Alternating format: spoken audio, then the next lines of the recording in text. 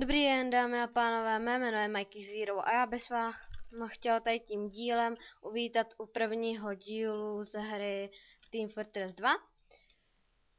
No, ale toto video bude bohužel takové informační, protože mám pro vás takovou špatnou zprávu, že jsem jako že jsem trochu přestal jakoby natáčet, protože nemám místo na desku.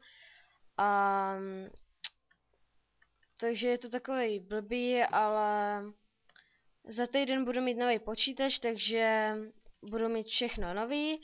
A určitě jste si mohli všimnout, že nahoře mám takové, teda to logo Bandicamo, takže to je celkem blbý, ale určitě se to změní za týden. Jak jsem říkal, budu mít nový počítač, bude všechno nový. Takže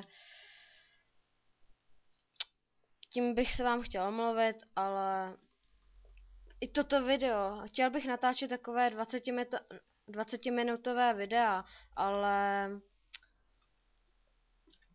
toto dnešní video určitě bude trochu kratší, protože, jak víte, nemám registrovanou verzi, takže mě to nepustí. Což je celkem škoda, ale budeme to muset takhle udělat.